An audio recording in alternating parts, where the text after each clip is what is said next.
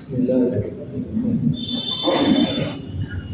الحمد لله رب العالمين، والصلاة والسلام على سيد الأنبياء والمرسلين محمد وعلى آله وصحبه أجمعين ومن تبعهم بإحسان إلى يوم الدين. أما بعد، فأعوذ بالله من الشيطان الرجيم. بسم الله الرحمن الرحيم. واذكروا إذ كنتم أعداء فألف بين قلوبكم فأصبحتم بنعمته إخوانا وكنتم على شفا حفرة من النار. صدق اللہ العظیم. محترم دوستوں، میرے ساتھیوں، اللہ تعالیٰ شان و جناب محمد کا احسان ہے، اس نے ہم تمام کو خوش عید کی بات کرنے میں زندگی قبول فرمایا. دوستوں کو قرآن کریم کی آیت کریمہ تلاوت کی گئی ہے.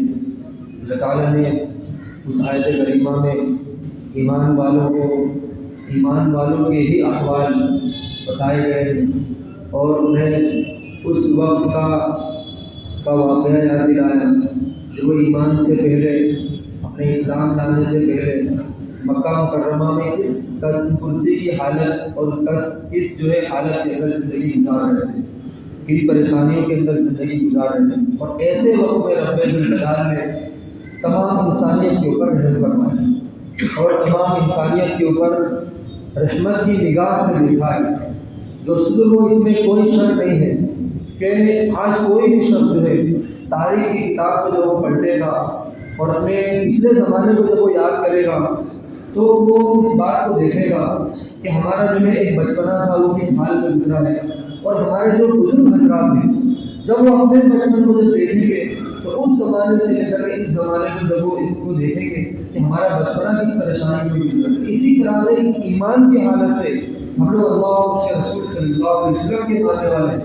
تو رسول اللہ صلی اللہ علیہ وسلم دنیا میں جب تشریف لائے اس سے پہلے مکہ مکرمہ کے حال احوال کیا تھے اور خاص طور پر دنیا کے حال کیا تھے، دنیا کے حالات کیا تھے اور لوگ کس طرح کی زندگیاں گزار رہے تھے اور کن پریشانیوں کے اندر زندگی گزار رہے تھے، اندھیروں میں زندگیاں گزار رہے ہیں کہ ان کے اوپر کوئی فضل کرنے والا نہیں، ان کے اوپر کوئی رحم کرنے والا نہیں، کوئی ان پر حکومت کرنے والا نہیں. ایسی حالت کے اندر کہ جس وقت میں دنیا تم لوگ جہنم کے گھڑے کے کنارے کے اوپر تھے، جہنم کے گھڑے کے کنارے پر تھے.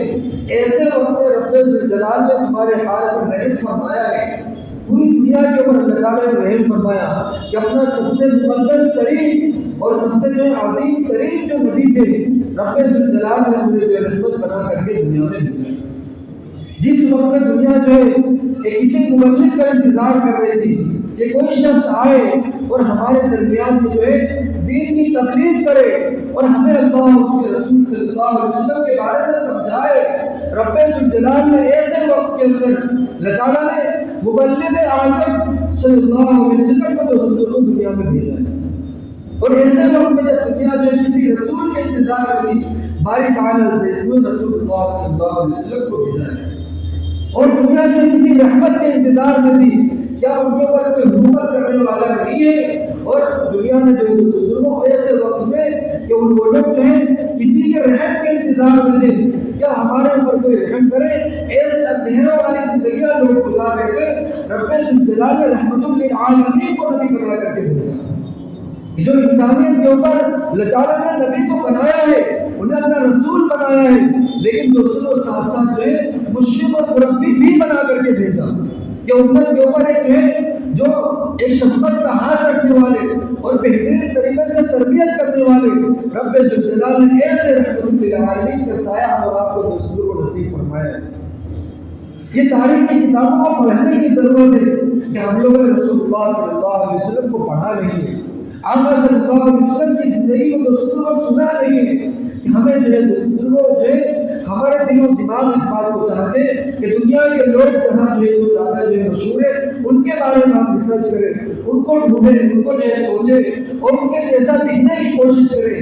اللہ رب العزت والجلال نے کامیابی کو ان لوگوں کی زندگیوں کے اندر نہیں رکھا ہے، کامیابی اور کامرانی کو ان کے جیسا دکھنے میں نہیں رکھا ہے، بلکہ دوستوں جو کامیابی کو رکھا گیا ہے اور جو ہمیشہ دنیا اور آخرت کی کامیابی ہے وہ رسول اللہ صلی اللہ علیہ وسلم کی جیسی زندگی گزارنے کے اندر کامیابی ہے. اور اس میں دوستوں ہم اور آپ کی کامیابی کی ضمانت ہے. کیا صلی اللہ علیہ وسلم ہم اور آپ کے لیے جو زندگی لے کر کے آئے وہ ہمیشہ ہمیشہ کامیابی کی ضمانت دیتا ہے. دنیا کے لوگ اپنے اپنے مذہب کے اعتبار سے جس طرح کے مذاہب سے لوگ تعلق رکھتے ہیں اس کے اندر میں دوستوں لوگ اس جیسا دینے کی کوشش بھی کرتے ہیں, اس جیسا کرنے کی کوشش کرتے ہیں, اور یہ سمجھتے ہیں ہماری کامیابی اس میں ہے. دنیا کے لوگوں کی جو خوشی اور لوگ ذرا برابر بھی پرواہ نہیں کرتے. ایک ایمان والے کو کس بات کی پریشانی, ایک ایمان والا کس طریقے سے اس بات کو چاہتا ہے, کس طریقے سے اس کا دل اور دماغ اس بات کو جو گوارا کرتا ہے کہ دنیا والے لوگوں کے ساتھ چلنے میں یہ زندگی اب نہیں چلے گی. اس طرح کا جو یہ لباس اور یہ نمازیں اور یہ روزے اب دنیا کے ساتھ نہیں چل سکتے. ایسا ہرگز نہیں ہے. بلکہ دوستوں جس نے دنیا کے بارے میں ریسرچ کیا ہے, سوچا ہے, غور و فکر کیا ہے, اللہ تعالیٰ نے کتنی بڑی دنیا کو بنایا ہے اور کس طریقے سے اس کے نظام کو چلایا ہے, جب انسان اس میں غور و فکر کرتا ہو آگے جتنا آگے جائے گا اتنا رب الجلال کی قدرت کا, اللہ تعالیٰ کی کبریائی کا اسے یقین ہوتا چلا جائے گا کہ آخر کوئی نہ کوئی ساتھ دے اس پورے عالم کے نظام کو چلا رہی ہے اور اس سے اچھی طرح سے دیکھ رہی ہے اور سارا نظام اس کے تابع داری کے اندر ذرا برابر بھی کوتاہی نہیں کر رہا ہے. ہم اور آپ اپنی زندگیوں کے اندر کہیں نہ کہیں چھٹی مار لیتے ہیں, کہیں نہ کہیں اسی طریقے سے ہمیں نیند حاوی ہو جاتی ہے, کہیں ہمیں اور کسی طرح سے بہت ساری چیزیں کرنے کو دل کرتا ہے کہ آج ہم کہیں گھومنے چلے جائیں, آج کام پہ نہیں جاؤ. اور ساری چیزیں ہماری زندگی میں اتار چڑھاؤ ہوتا چلا جاتا ہے, لیکن رب الجلال نے جو کائنات کے نظام کو چلایا ہے وہ سارا کا سارا نظام پہلے دن سے اسی طرح سے چلتا ہوا چلا جاتا ہے. سوچنے والے لوگ, دیکھنے والے لوگ اللہ تعالیٰ نے کس طرح سے اپنے نظام کو چلایا ہے جو ذرا برابر بھی اپنے کام میں آگے پیچھے نہیں ہے. اللہ تعالیٰ کے اوپر یقین ایک ایمان والے کو دوستوں اس اعتبار سے اور زیادہ ہونا چاہیے. حضرات صحابہ کرام کو دعائیں دینے کی ضرورت ہے کہ ان لوگوں نے ساتوں آسمان کو, ساتوں زمین کو اور دنیا کے نظام کس طریقے سے چل رہے ہیں انہوں نے اپنی آنکھوں سے تو نہیں دیکھا تھا. یہ سارے ریسرچ اور یہ سارے لوگوں کے جو رپورٹوں کو انہوں نے نہیں دیکھا ہے, لیکن ذات اقدس صلی اللہ علیہ وسلم کا جو فرمان ہے اسے دلوان تسلیم کر لیا. ہمارا دل چاہے یا نہ چاہے, ہمارا دل اسے گوارا کرے یا نہ کرے, لیکن جو سورۃ اللہ رب العزت والجلال کا حکم ہے تو یہ ہو کر کے رہے گا. اور ایسا نظام چل رہا ہے, ہم نے چاہے دیکھا ہو یا نہ دیکھا ہو. ہمارے دوستوں ذمہ داری یہ اسے امانت سمجھ کر کے اپنے آنے والے لوگوں تک اس بات کو پہنچا دیں. اور حضرات صحابہ کرام نے اسے امانت سمجھ کر کے آنے والے لوگوں کو دوستوں کو پہنچا دیا. دنیا کے ہر کونے میں گئے اور اسے امانت سمجھ کر کے پہنچایا تو دوستوں اس کا فائدہ کیا ہوا. ہم اور آپ آج اسے جو ہے تجربات کی روشنی میں بھی ہم دیکھ رہے ہیں. جو قرآن کریم کی آیتیں ہیں, حضور ذات اقدس صلی اللہ علیہ وسلم کا جو فرمان ہے جو اس وقت میں کھل کر کے سامنے نہیں آیا تھا, ہمارے سامنے ساری چیزیں کھل کر کے سامنے آئی. دعائیں دینے کی ضرورت ہے, لاکھوں سلام ہو, لاکھوں درود ہو اس ذات اقدس صلی اللہ علیہ وسلم کے اوپر جو ہمارے حال کے اوپر اس وقت میں رحم فرمایا ہے. ضرورت دوستوں کو یہ ہے کہ ہم اور آپ جو ہے ایسا نہ ہو دنیاوی زندگی میں رہ کر کے, اسی مصروفیات میں رہ کر اور دنیاوی مشغولیات کے اندر رہ کر کے باری تعالیٰ سے اس کو ہم بھول جائیں. جس ذات نے ہمیں دنیا میں بھیجا ہے اور جس مقصد کے لیے بھیجا ہے اس مقصد کو ہم بھول کر کے دنیاوی زندگی میں دوستوں اپنی زندگی کو پورا کر دیں اور اسی حال میں دنیا سے چلا جائے. ایسا ہم کسی کے ساتھ نہ ہو, بلکہ اس مقصد کو کے ساتھ زندگی گزاریں. اور جو آپ صلی اللہ علیہ وسلم ہم اور آپ کے لیے جو کامیابی کی ضمانت کو لے کر کے آئے اس کامیابی کی ضمانت کو سمجھے کہ اللہ رب العزت والجلال نے کس حال میں اور کس وقت میں جو پورے عالم کے اوپر رحم کی نگاہ سے دیکھا ہے اور اپنے سب سے محبوب پیغمبر کو ہم اور آپ کے لیے دوستوں رحمت بنا کر کے بھیجا ہے. اس دوستوں اس آزاد حضرت صلی اللہ علیہ وسلم کی قدردانی کرنے کی ضرورت ہے. یہی بات پچھلی جمعہ میں بھی آئی کہ ایسا نہیں ہے کہ حضرات صحابہ کرام نے اس کامیابی کو پا لیا اب انہیں مکہ مکرمہ کو چھوڑنے کی ضرورت نہیں ہے.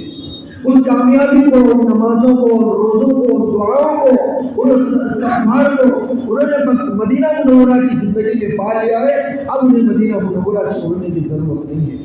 ایسا نہیں ہے. بلکہ دوستوں انہوں نے بھی اور نبی کریم صلی اللہ علیہ وسلم کے تمام جانثاروں نے جسے جو ذمہ داری دی گئی ہے اس ذمہ داری کو انہوں نے نبھایا ہے. کسی نہ کسی کو یہ نہیں سکتا ہے کہ حضرات صحابہ کرام کو کوئی ذمہ داری سونپی گئی اور انہوں نے کہا کہ ابھی مجھے اس کی حاجت نہیں ہے, مجھے مدینہ منورہ چھوڑنے کی ضرورت نہیں ہے, مجھے آقا صلی اللہ علیہ وسلم کی مجلس کو چھوڑنے کی ضرورت نہیں ہے, اور اگر میں نے مدینہ منورہ کو چھوڑ دیا آپ کی حفاظت کا کیا ہوگا اور میرے جو کاروبار کی حفاظت کا کیا ہوگا اور خدا کا کیا ہوگا. آقا صلی اللہ علیہ وسلم تمام لوگوں کو اچھی طرح سے جان رہے پہچان رہے کہ اس کے گھر کا اس کے بعد کوئی جو ہے اس کے سر پر ہاتھ رکھنے والا کوئی نہیں. اس کے باوجود جب اسے ذمہ داری دی گئی ہے ان صحابہ کرام نے نہ اپنے گھر والوں کو دیکھا ہے نہ اسی طرح سے اپنے کاروبار کو دیکھا, اپنے کھیت کلیان کو دیکھا. آقا صلی اللہ علیہ وسلم کی ذمہ داری کو اپنی اولین ترجیحات سمجھا اور فوراً جو ہے مدینہ منورہ کو چھوڑ کر جو ذمہ داری دی ہے اس محاذ پر چلے گئے. یہ کیا ہو دوستوں, قربانیوں کا نام ہے, قربانیوں سے دین پھیلتا ہے. ہمارے دوستوں قربانی یہ ہے کہ ہم نے جو ہے کاروبار کو بڑا مشن بنا کر کے رکھا ہوا ہے. ایک پاگل سے پاگل شخص بھی اس بات کو جانتا ہے کہ اگر میں کاروبار میں نہیں گیا, کوئی کام میں نہیں گیا, کسی طرح سے کسی دنیا میں کسی کام میں نہیں گیا, میرے گھر کا دیا نہیں جلے گا, میرے گھر کا چولہا نہیں جلے گا. لیکن دوسری کا اسے اس بات کا پتہ نہیں ہے کہ قیامت کے دن کی کامیابی اللہ کے رسول صلی اللہ علیہ وسلم کے لائن مبارک دین کے اندر پوشیدہ ہے. دوستوں دینداری اگر ہمارے اندر ہوگی اور وہ قربانیوں کا جذبہ ہوگا تو کیا ہوگا, رب ذوالجلال دنیا میں بھی کامیابی عطا فرمائیں گے اور ہمیشہ ہمیشہ جو ہے کامیابی آخرت میں ملے گی. اپنی مرضی کے مطابق زندگی گزارنے کا اختیار ملے گا, اللہ رب العزت والجلال کی رضامندی ملے گی, آقا صلی اللہ علیہ وسلم کے ہاتھوں سے جام کوثر ملے گا. وہ تمام صحابہ کرام جنہوں نے اپنے ہاتھ کو کٹوایا ہے, اپنے پیر کو کٹوایا ہے, اپنے ہاتھ کو شہید کرایا ہے, وہ تمام صحابہ کل قیامت کے دن ہمارے سامنے آئیں گے تو دوستوں ہمارا کیا جواب ہوگا سوائے شرمندگی کے اور سوائے رسوائی کے اور کوئی دوستوں کو غم نہیں ہوگا. یہ تو دوستوں ہم تمام کو اپنے گریبان میں جھانکنے کی ضرورت ہے کہ کس نبی کی امت میں ہم لوگ بھیجے گئے ہیں اور کیا کرنے کے لیے بھیجے گئے اور ہم لوگ کر کیا رہے ہیں. کہاں ہمیں خون پسینہ بہانے کے لیے بھیجا گیا تھا اور ہمارا خون پسینہ کہاں پر بہ رہا ہے, ہمارے اولاد کہاں پر رہنے چاہیے تھے اور ہمارے دن رات اور صبح شام ہمارے کہاں پر گزر رہے ہیں. کیا صلی اللہ علیہ وسلم کو ہم تمام ایمان والوں سے اسی بات کی امید تھی کہ امت اپنے صبح شام یہاں پر گزارے, گلی نکڑوں پر اور اسی طرح سے چوراہوں پر شاہراہوں پر امت اپنے اوقات کو اسی طرح سے گپ بازیوں کے اندر نکال دے اور وہاں پر بیٹھ کر کے دین کی باتیں وہ لوگ کرتے رہے. یہ دوستوں ساری چیزیں آسان لگتی ہے لیکن دوستوں قربانی لگانے سے دین جو دوستوں کو زندگیوں کے اندر آئے گا. واضح و تقریروں سے بیانوں سے دین زندگیوں میں نہیں آئے گا.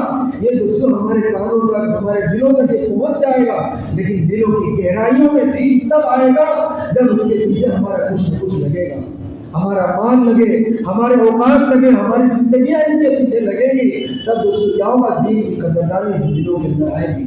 آقا صلی اللہ علیہ وسلم کی وہ محبت جس محبت کے لیے دوستوں آقا صلی اللہ علیہ وسلم کا مطالبہ ہے کہ میری امت کے اندر اس طرح کی محبت ہو تاکہ وہ لوگ ہمارے اوپر کھڑے ہو جائے. وہ کب پیدا ہوگی جب ہمارا کچھ نہ کچھ لگے گا اس کے پیچھے, ہمارا مال لگے, ہماری جان لگے, ہمارا پسینہ بہے آقا صلی اللہ علیہ وسلم کی دین کو امت تک پہنچانے کے لیے. تب کیا ہوگا, دین کا درد دلوں کے اندر پیدا ہوگا, فکریں دلوں کے اندر پیدا ہوگی کہ جس طریقے سے آقا صلی اللہ علیہ وسلم کی لائن مبارک امانت جو ہے کس طرح سے ہر کچے پکے دکان میں داخل ہو جائے.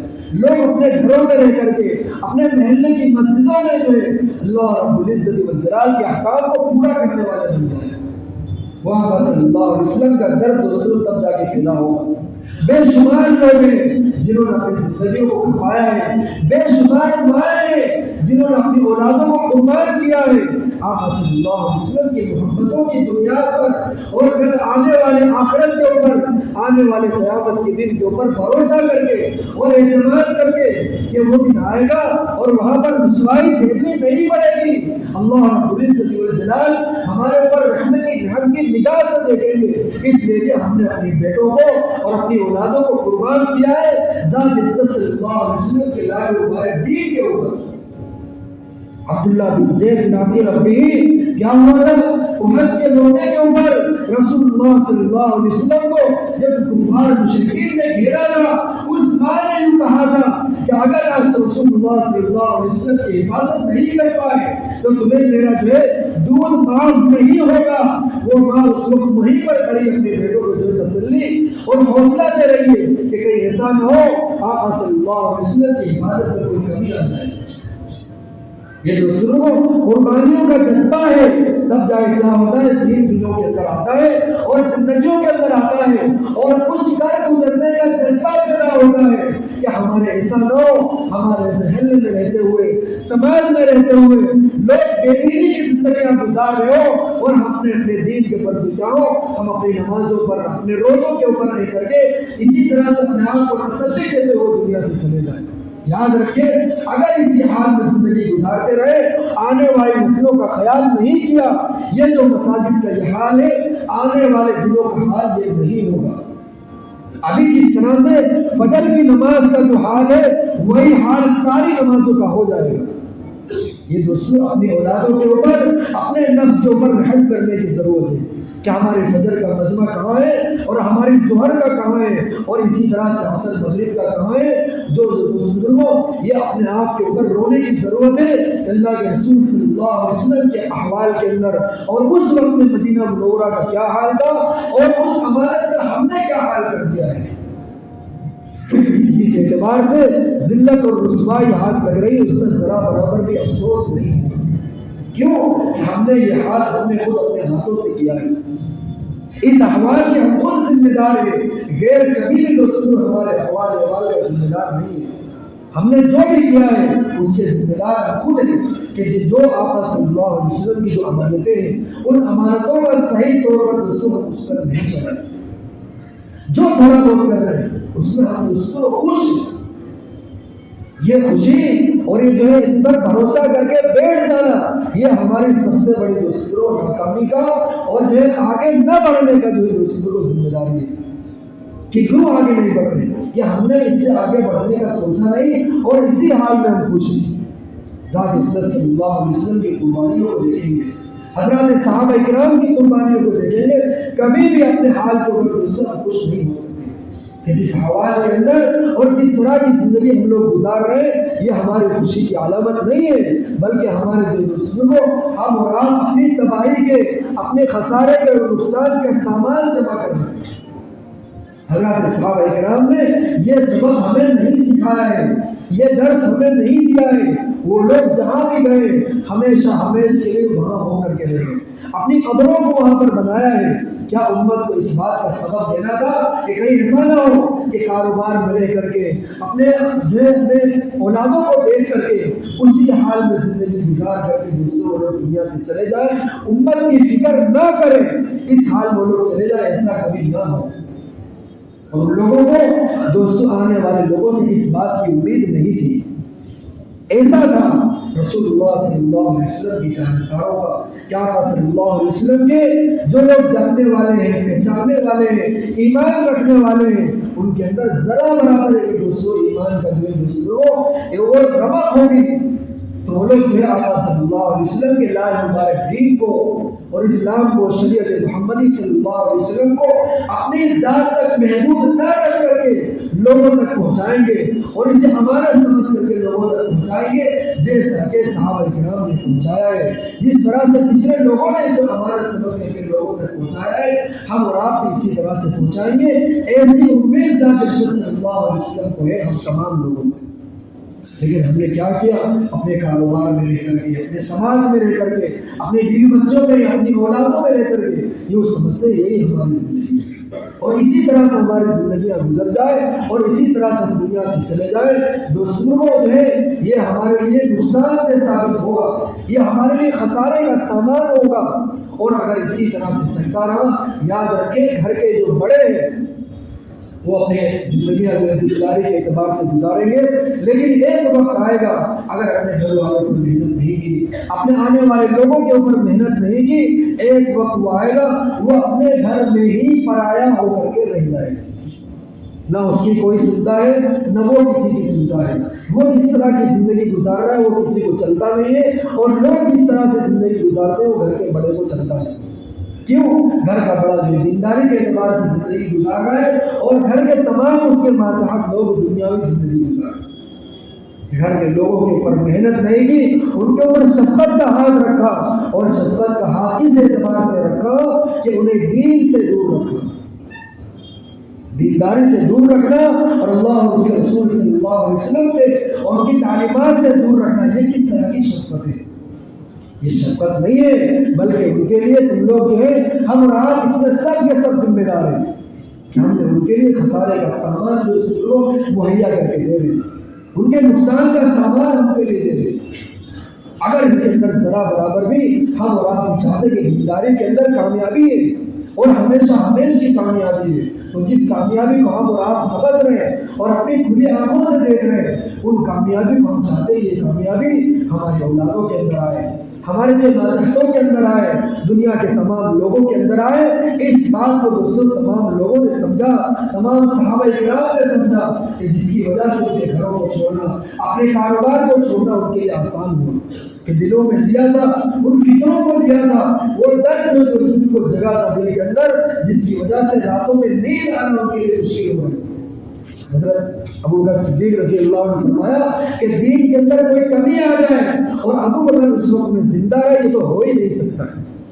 جس طرح کا قدم اٹھا سکتے تھے انہوں نے اپنی زندگی کو اٹھا کر کے دکھایا، اور تمام دنیا نے اسے دیکھا ہے کہ جس طرح سے وہ اٹھا سکتے ہیں، جو قدم اٹھا سکتے ہیں، جو کر سکتے ہیں انہوں نے کر کے دکھایا۔ اور بے شمار صحابہ ہیں جن کی ماں کے جو ہے جو شوہر ہیں، وہ شوہر اللہ کے راستے میں قربان ہوئے اور ان کا سہاگ اجڑا ہے، لیکن ان ساری پریشانیوں کو، ان ساری قربانیوں کو برداشت کیا گیا ہے۔ وہ لوگ اس بات کو سمجھتے تھے کہ دنیا کی زندگی ہمیشہ ہمیشہ کی زندگی نہیں ہے، اور ہمارا معاملہ ایسا ہے، آنے والی پیڑھی کا کیا ہوگا، ہمارے بچوں کے بچوں کا کیا ہوگا، ان کی پریشانی ابھی سے چلی جائے، وہ دنیا میں نہیں آئے، ان کی پریشانی ابھی سے چلی جائے، اس کا سامان ساتھ ساتھ پیڑھی کا ابھی سے ہمیں فکر ہے۔ اس بات کیا آقا صلی اللہ علیہ وسلم نے اس بات کو ہمیں سبق سکھایا ہے کہ ہمارے آنے والی 7 پیڑھی کے بعد جو لوگ پیدا ہوں گے وہ لوگ کبھی کسی پریشانی میں نہ آ جائے، اس کا سامان ابھی سے ہمیں مہیا کرنا ہے۔ نبی کریم صلی اللہ علیہ وسلم نے کبھی بھی ہمیں اس بات کا سبق نہیں سکھایا۔ حضرات صحابہ کرام کے پاس آج کا کھانا مہیا ہے، آج کے کھانے کی چیزیں ان کے پاس ہے، کل کی فکر انہوں نے نہیں کی۔ کیوں نہیں کی؟ اس وجہ سے نہیں کی کہ اللہ رب العزت والجلال نے اگر آج کی نمازیں ہم سے مانگی ہیں، آج جو نمازیں آ رہی ہیں، آج اگر رمضان ہے، آج کا روزہ ہم سے مانگا ہے، آج کا دن ہے، آج کی نمازیں ہم سے مانگی ہیں، رب الجلال نے کبھی بھی کل کی نماز کا مطالبہ آج ہم سے نہیں کیا ہے، آنے والے سال کا روزے کا مطالبہ آج ہم سے نہیں کیا ہے۔ جب اس وقت میں روزہ آئے گا اس وقت میں روزہ رکھ کے دکھا دیں، کل کا دن جب آئے گا اس وقت کی عبادتیں اس وقت ہمیں کر کے دینا، کل کی نمازوں کا مطالبہ آج ہم سے نہیں ہے، کل کے روزوں کا مطالبہ آج ہم سے نہیں ہے، لیکن یہ انسان جو اپنے آنے والی 7 پیڑھیوں کا حساب رب الجلال سے آج مانگ رہا ہے۔ لگانا کہ دوسروں رب الجلال کا شکر ادا کرنا چاہیے کہ جس باری تعالیٰ عزیز نے ہمیں کل آج کو کھلایا ہے، کل بھی وہی کھلائے گا، آنے والی پیڑھیوں کو بھی وہی کھلائے گا۔ لیکن کمی اگر ہم نے کی ہے، ذات اقدس صلی اللہ علیہ وسلم کی لائے ہوئے مبارک جو امانت ہے، اس امانت کے اندر خیانت کی ہے کہ اس میں ہمیں جتنا وقت دینا چاہیے تھا، جتنا جو ہمیں اپنے آپ کو کھپانا چاہیے تھا، جتنا پسینہ بہانا چاہیے تھا، اور کس طرح سے ذمہ داری کو ادا کرنا چاہیے تھا، آپ خود اپنے کردار میں جھانک کر کے دیکھیں کیا ہم نے ان قربانیوں کو ادا کیا ہے یا نہیں کیا ہے۔ اپنے آپ کو شہید نہیں کروانا ہے، کہ اب چلو اپنے آپ کو شہید کرا دو. حضرات صحابہ کرام کے زمانے میں تو اس طرح کی تشکیلیں ہوا کرتی تھی کہ چلو فلاں معرکے میں جانا ہے، فلاں جگہ جانا ہے، کون واپس آئے گا کون جو ہے جائے گا اس بات کی کوئی ضمانت نہیں ہے. نبی کریم صلی اللہ علیہ وسلم نے اعلان فرمایا غزوہ موٹا کے موقع پر کہ چلو سب کو جانا ہے، اور نبی کریم صلی اللہ علیہ وسلم نے لشکر کا سپہ سالار مقرر فرمایا کہ زید بن حارثہ لشکر کے سپہ سالار ہوں گے، پورے لشکر کے امیر ہوں گے. انہیں جو جھنڈا سونپا اور اس کے بعد بھی فرمایا زید بن حارثہ شہید ہو جائے تو یہ جو جھنڈا ہے یہ جھنڈا جعفر بن ابی طالب کے پاس ہوگا. جعفر بن ابی طالب لشکر کے امیر ہوں گے، اور اس کے بعد بھی فرمایا جعفر بن ابی طالب اگر شہید ہو جائے تو یہ جھنڈا جو ہے عبداللہ بن رواحہ رضی اللہ عنہ کے پاس ہوگا. اور اس کے بعد بھی فرمایا اگر عبداللہ بن رواحہ بھی شہید ہو جائے تو تمام لشکر کے لوگ جسے امیر بنائے مشورہ کر کے آپس میں میٹنگ کر کے وہ لشکر کا امیر ہوگا. تمام دنیا جانتی ہے حضرت خالد بن ولید رضی اللہ عنہ اس وقت میں امیر ہوگا اور ان کے ہاتھ میں جو کیا فتح نصیب ہوئی. لیکن اس بات کو اس وقت وہاں پر کھڑا ایک یہودی سن رہا، ایک یہودی اس بات کو سن رہا تھا کہ لشکر کا امیر کون ہے، فلاں شہید ہو جائے تو کون امیر بنے گا، اور فلاں شہید ہو جائے تو کون امیر بنے گا، اور اگر عبداللہ بن رواحہ رضی اللہ عنہ بھی شہید ہو جائے پھر کون امیر بنے گا. اس بات کو یہودی نے سنا اور اس وقت اس نے کہا ہو نہ ہو یہ لشکر کس حال میں آئے گا کس حال میں جائے گا یہ مجھے نہیں معلوم ہے، لیکن اتنا تو پکا ہے یہ 3 حضرات اب واپس نہیں آئے. یہ 3 حضرات جو امیر بنا کر کے بھیجے جا رہے ہیں اب یہ واپس اس جنگ سے واپس نہیں آئیں گے. ان کی شہادت جو ہے بالکل پکی ہے. ایک یہودی کو رسول اللہ صلی اللہ علیہ وسلم کی باتوں کا آپ کے کلام کا اتنا زیادہ یقین، اور ہوا بھی ایسا ہے. جعفر بن ابی طالب بھی واپس نہیں آئے. نبی کریم صلی اللہ علیہ وسلم کے اوپر جنگ کے احوال جو کھلے. نبی کریم صلی اللہ علیہ وسلم نے فرمایا کہ زید بن حارثہ شہید ہو گئے. ابھی یہ لشکر جو ہے جعفر بن ابی طالب کے ہاتھ میں ہے، اور یہ فرمایا جعفر بن ابی طالب بھی شہید ہو گئے. اب جو ہے جھنڈا عبداللہ بن رواحہ کے پاس آیا. پھر اس کے بعد یہ فرمایا عبداللہ بن رواحہ رضی اللہ عنہ بھی شہید ہو گئے، اور ان کے بچوں کا یہ حال تھا. جعفر بن ابی طالب کے 3 بچے ہیں، عون، عبداللہ اور محمد. عبداللہ بڑے بیٹے اور اس کے بعد جو ہے محمد اور عون. عبداللہ بن جعفر جو ہے بڑے بیٹے. ان کے بارے میں لکھا ہے تینوں کے بارے میں کہ انہیں ابھی اس بات کا پتہ نہیں ہے، انہیں بس اتنا معلوم ہے ان کے گھر والوں کو تمام مدینہ منورہ والوں کو کہ جنگ پر ایک لشکر گیا ہوا ہے، جب یہ واپس آئے گا ہمارے گھروں پر کیا ہوتا ہے جب کوئی سعودی گیا ہے یا کہیں اور گیا ہے اس کے آنے کے اوپر کس طرح سے گھروں میں تیاریاں ہوتی ہیں. بچے نئے نئے کپڑے پہنے، عورتیں نئے کپڑے پہنے کے آج ایئرپورٹ جانا ہے اپنے ابا کو لے کر کے آنا ہے. یہی حال مدینہ منورہ میں تھا. ان تینوں بچوں نے نئے نئے کپڑے پہنے، ماں نے جو اچھے اچھے کپڑے اور بہترین قسم کا کھانا پکایا آج میرا شوہر واپس آئے گا. لیکن دوسروں کو دنیا نے دیکھا ہے جب پہلا جتھا واپس آیا ہے اور عبداللہ اور محمد تینوں جو تمام لشکر کو دیکھ رہے اس میں ہمارا ابا کہاں ہے، دوسرا جتھا ہے اس میں دیکھ رہے ہمارا ابا کہاں ہے، تیسرا جتھا ہے. اسی طرح سے تمام جتھے ختم ہو گئے، سارا لشکر آ گیا، ان کے والد نہیں ملے. رسول اللہ صلی اللہ علیہ وسلم تمام احوال کو دیکھ رہے اور تینوں بچوں کو اپنے گود پہ اٹھایا ہے اور ان کے گھروں پر لے کر کے اور یہ فرمایا کیا تمہیں یہ بات پسند نہیں ہے کہ محمد آج سے تمہارے والد ہو اور تمہاری والدہ جو ہے حضرت عائشہ رضی اللہ عنہا ہو. ان بیٹوں نے اس بات کو سمجھ گئے کہ ہمارے والد جو ہے دنیا میں نہیں رہے، اور اسماء بنت عمیس نے بھی کہا کیا جو ہے جعفر بن ابی طالب شہید ہو گئے. ایسی چیخ ماری کہ شہید جو ہے وہاں وہیں پر جو ہے بے ہوش ہو گئے. ان ساری قربانیوں کو، ان ساری شہادت کو اس وجہ سے برداشت کیا گیا ہے رسول اللہ صلی اللہ علیہ وسلم کا لایا ہوا مبارک دین ہم تمام لوگوں کے لیے اول نمبر پر تھا کہ انہوں نے اپنی چھوٹی چھوٹی سی عمر کے اندر 10-15 سال کے بچے اپنے والد کی شہادت کو دیکھ رہے ہیں. کیا انہیں پسند نہیں؟ وہ بھی آرام سے زندگیاں بسر کر سکتے تھے. رسول اللہ صلی اللہ علیہ وسلم کے جو چچا زاد بھائی تھے لیکن اپنے خاندانوں کو، اپنے لوگوں کو یہ قربان کیا ہے اس وجہ سے کہ ذات اقدس صلی اللہ علیہ وسلم کا لایا مبارک دین ہم تمام لوگوں کے لیے پیارا ہے. اسی لیے دوستو ہمارے زمانے کے اندر بھی ہمیشہ کے لیے گھروں سے نہیں نکالا جاتا ہے. لیکن رب ذوالجلال کی رضامندی اس دین کو دنیا میں لے کر کے عام کرنے سے آئے گی، اس دین کو فکروں کو لے کر کے دنیا میں چلنے سے آئے گی۔